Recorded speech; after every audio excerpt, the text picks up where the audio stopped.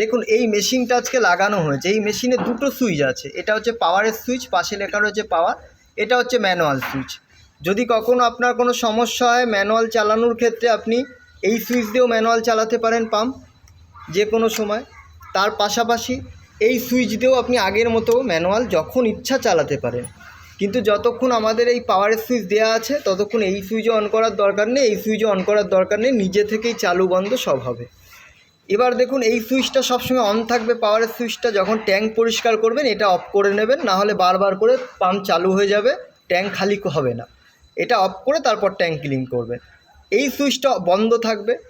Plus আপনাদের যে পাম্পের ম্যানুয়াল এমসিবিটা এটাও কিন্তু সবসময় বন্ধ থাকবে। এগুলো কিন্তু অন করলে জল ভরে ওভারফ্লোয়ে পড়ে যাবে। এই সুইচটা সবসময় অফ থাকবে। এবার দেখুন এই লাইটটা জ্বলছে, পাশে লেখা রয়েছে পাওয়ার। এটা পাওয়ারের লাইট, সবসময় জ্বলবে। পাওয়ার সুইচ বন্ধ করে দিলে লাইটও বন্ধ হয়ে যাবে। এরপরে যখনই পাম্পটা অন হবে এখানে একটা সবুজ লাইট ব্লিঙ্ক করবে আর টিং টিং করে একটা আওয়াজ হবে। পাম্প বন্ধ হয়ে গেলে আওয়াজও বন্ধ হয়ে যাবে, লাইটও বন্ধ হয়ে যাবে। 3 নম্বর লাইট হচ্ছে আপনি যে লেভেলটা রেখেছেন সেই পর্যন্ত জল হয়ে গেলে ওটা বন্ধ হয়ে যাবে।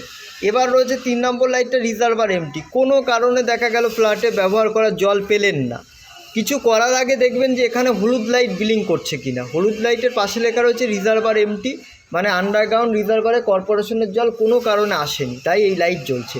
তখন কিন্তু আপনারা ম্যানুয়াল চালাবেন না, সেক্ষেত্রে কিন্তু পাম্পে হাওয়া ঢুকে যাবে। তারপরে রয়েছে tank sensor faulty, reservoir sensor faulty. এই দুটো লাইট কখনও যদি জ্বলে আপনারা নিজেরাও ক্লিন করতে পারেন। প্লাস এই নাম্বারে আপনি তখন কল করে কমপ্লেন লঞ্চ করিয়ে দেবেন। কোনো সমস্যা হলে কিছু করার আগে এই ভিডিওটা একটু দেখে নেবেন, এর মধ্যে সব দেয়া রইল।